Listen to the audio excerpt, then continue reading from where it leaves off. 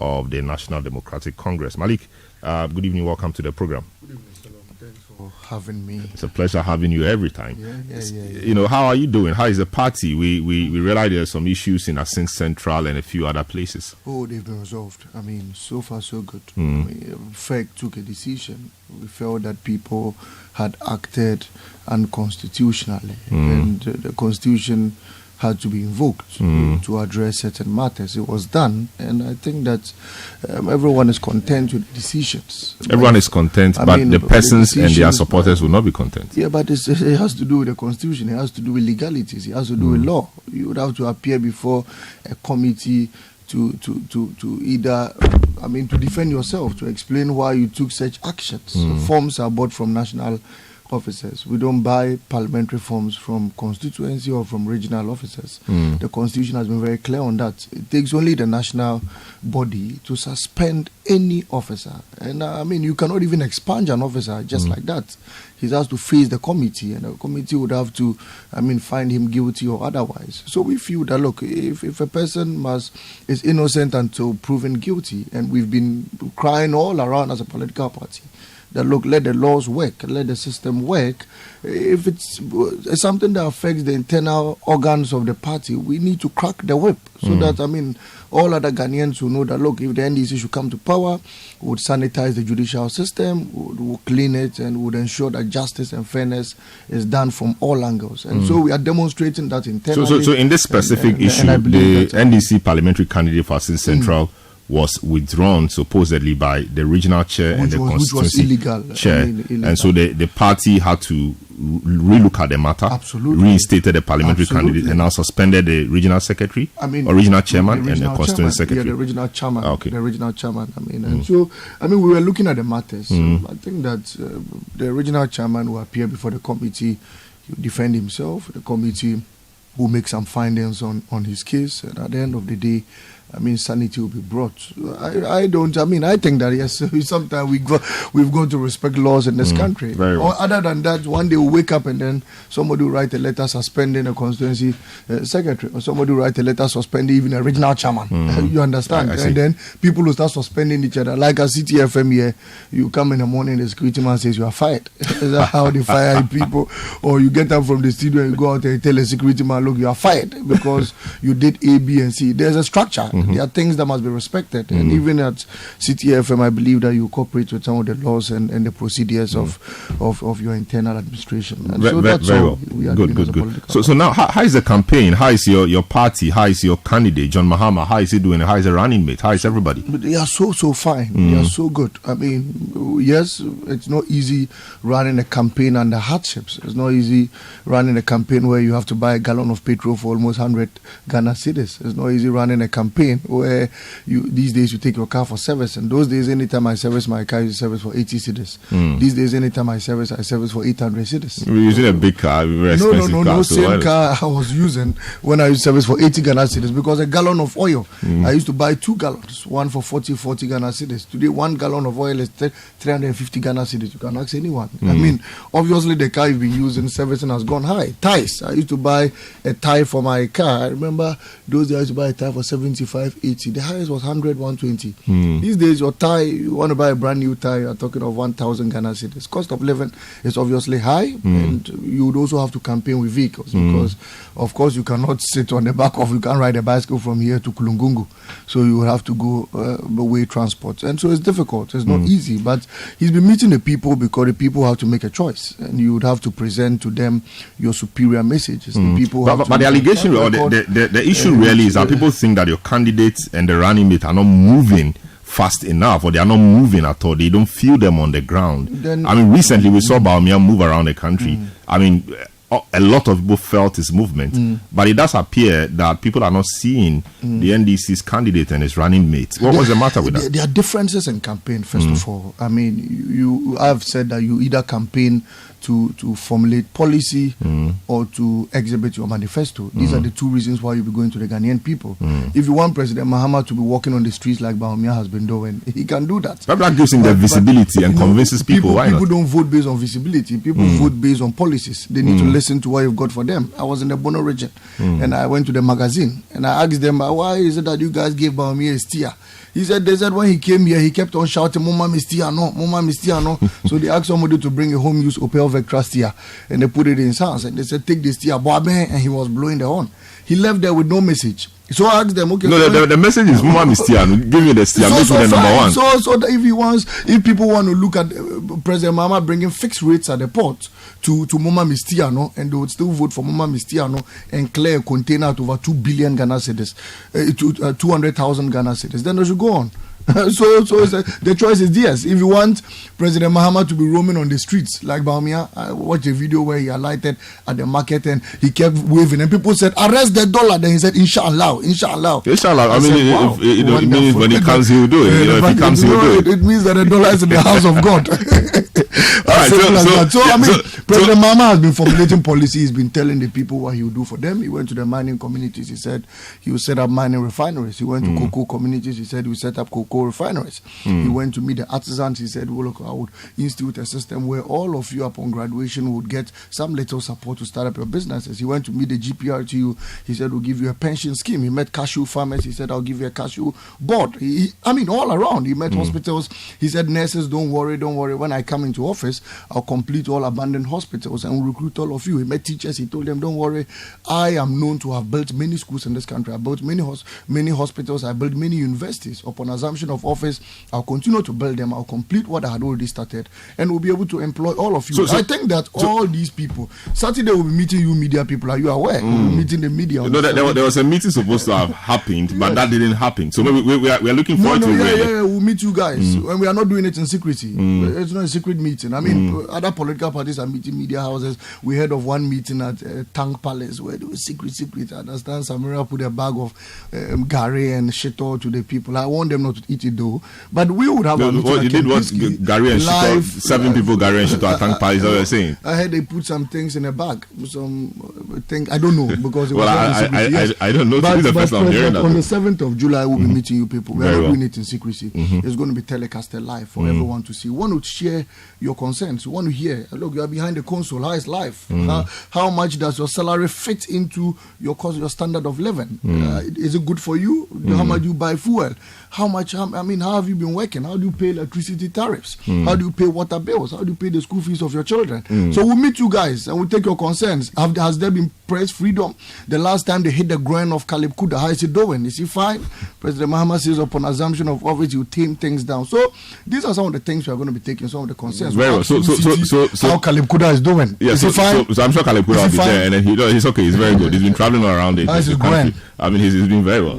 By God's grace, inshallah. Good. All right. So all of these are geared towards the messaging. So the messaging should translate into votes more or less.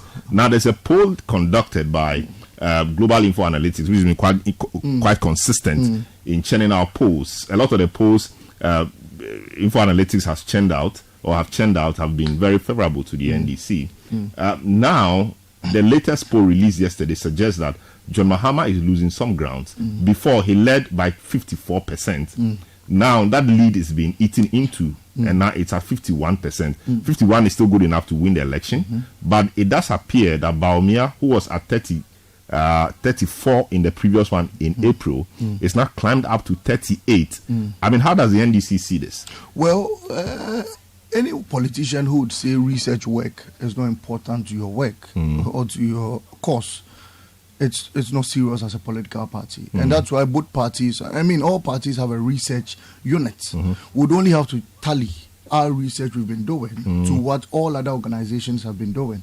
I wouldn't say it is what we've been doing is similar to what Musa Dankwa has done or what the Global Info Analytics has done. I won't say it is the same because, of course, in every research work, you would have to, first of all, look at the terms of references. You have to look at the standards, the questionnaire, questions that were asked, and all of that before you arrive at a conclusion. We have expanded our research work in terms of the party structure. Maybe Musa's own is limited, and so his results may be slightly different from what we have been getting all through, these days. But won't rubbish his, won't condemn him. So how different is your results, your internal polls from this? For example, if you look at his terms of reference, and there is nowhere where he asked people between all the candidates who is a chief liar. In our internal research, we have been asking the people who is a chief liar, and they keep saying Dr. Bawumia. That is not here. In his research, we haven't asked the people who cracks the greatest comedy, who has been dancing. But how consequential is that? We have been doing that. It is important because, you see, people vote based on different things. There's a village where you put a ballot box of Lewen, who is a comedy actor. You put another one of Dr. Koroma. People vote for Lewen because that is what... that's the reference they use in voting, and you agree with me that someone can look at you and say, look, Salom, you are so handsome, and so I'll vote for you. That's his reference. But we will stick this conversation to the referencing being used here, and then we'll analyze whatever has been done. First, there was a question as to who is a man of his own words. 29% of people responded to that. There was a question about who has a greater integrity. 30% of people said that will influence their votes. There was a question about who can transform the country. 42% of people said that will influence theirs. What the two things that had the highest had to do with the competencies and who is a better manager of the economy. And that brings us to the analysis. So first, if you see Dr. Bawumia's votes appreciate, one, he's the latest candidate to have completed his tour. President Mahama held 2 tours. He had a listening tour and he had a building the Ghana tour, you remember? And he went around the country.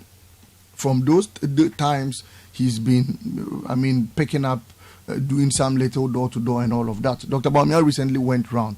He made a lot of jokes, cracked a lot of comedy, promised people like he's been doing. And Salom, look, there are people who would listen to Bawumia and then believe in his promises again, only for them to realize a day or two after he's left, or a day or two after these polls, that tomato still sells at 3 for 10 Ghana cedis, that a gallon of petrol still sells at 100 Ghana cedis, that you still go to pay your electricity tariffs at a higher rate, that you change the dollar for 15 Ghana cedis, and all of that. And so those people who may have believed in Dr. Bawumia's new promises and have forgotten the character of the same person who has come again to promise them would change their decision again a day or two after. And this research, if you looked at it, it was conducted same time Dr. Bawumia was finishing winding up his campaign. And so obviously if you go and talk to people who had immediately just listened to the Alhaji Bawumia's promises, they'll obviously say, look, hey, the man, he has come to promise again, so we believe him.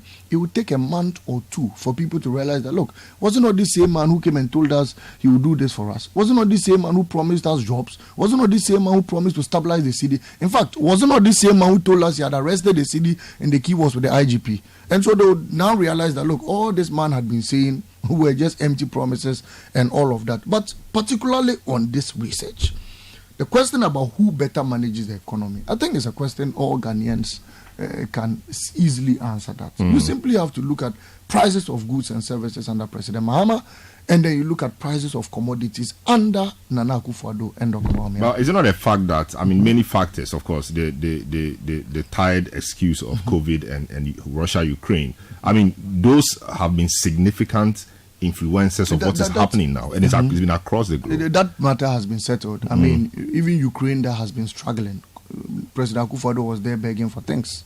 The country that takes the bombs. Your president went there to beg them for commodities, beg them for grains and what have you. And so if that country that takes the bombs, and that country has a lot more assistance coming to you from the West than almost everybody. You are going to beg from them, then you cannot use that war as an excuse. In other words, COVID gave this government over 30 billion. What did they do with it? The Auditor General unraveled that they shared COVID money like granules. They wasted over 11 billion on chop. They were unable to account for it. The remaining 10 billion they shared all in corrupt dealings. The Auditor General unraveled it. People who had cooked during COVID-19 and had not even raised certificates were paid huge sums of money. A facility was built at Adakulu at over 15 million, used 21 million to renovate it and abandoned it to the mercy of the weather. So COVID was good news to Nanado, COVID was good news to Bawumia, and it was because of COVID that they had huge sums of money in this economy. And they cannot use that as an excuse to why things were doing bad. In other words, in 2019, things were already poor. The dollar had already depreciated by over 42%. In 2019, we're already changing a dollar at 7 cedi 50 pesos. We're already buying a gallon of petrol at over 75 cedis in 2019. And the World Bank country director had already told us that Ghana was heading into a ditch and the managers of the economy were just recklessly mismanaging things and all of that. In 2020, during COVID, your president was flying a private jet, whining and dining around at £14,000 an hour. So COVID could not be used as a basis. But I am concerned about the research that is being done and how people are responding to it. Yes, 51.1% is good to win an election because we only need 50.1%. But between April and July, losing 3 percentage points. That's because Alhaji Bawumia was on a campaign trail. Yeah, and he will continue to be on a campaign trail. Again, another reason why people were asking may have voted for them, we are only sitting here to judge, was probably because of his choice of running mates. There were many people who thought he was going to settle for Educhum. If you looked at the research, a lot of first-time voters who had completed senior high school voted for Bawumia. And if you looked at the research, was one of the reasons why he appreciated in votes, why the NPP appreciated in votes, was because of the first-time voters. A lot actually closed the gap. Absolutely, a lot of these people may have thought that he was going to select Educhum. No, but Educhum was at the forefront of being selected. No, but at that time, in fact, if it's a free SHS, Napo was the guy who implemented the free SHS. I'm only saying that may have thought that he was going to select Educhum. There were a lot of people who may have even thought that he was going to select Chairman Sabonsu. There were people who thought he was going to select Natoshi.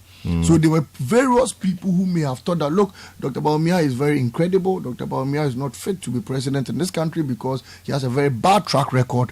But maybe if he selects a viable running mate, we would. So that viable running mate is Napo. Now they very strong character in the Ashanti region. Bad candidate. Very strong character in the Ashanti region. People, one who is able to rally people around, and that is what you need in politics. He was the same person who said senior high school students without toilets could defecate in polybags. He told us that. It was the same person who told us that if we wanted to a timetable of Doomso, arrogantly told you and I that we should go and create our timetable. If we thought that we understood Doomso better than him. He was the same person that after Professor Nana Jane had struggled to take us out of the shift system, took us back to a shift system, a very archaic system of traffic light, red, yellow, green. Today, you find kids in the house, you don't even know when they are going to school. It was the same person. It was the same person who promised teacher trainees and SM trainees allowances, came into office and paid them 2 months and stopped paying them.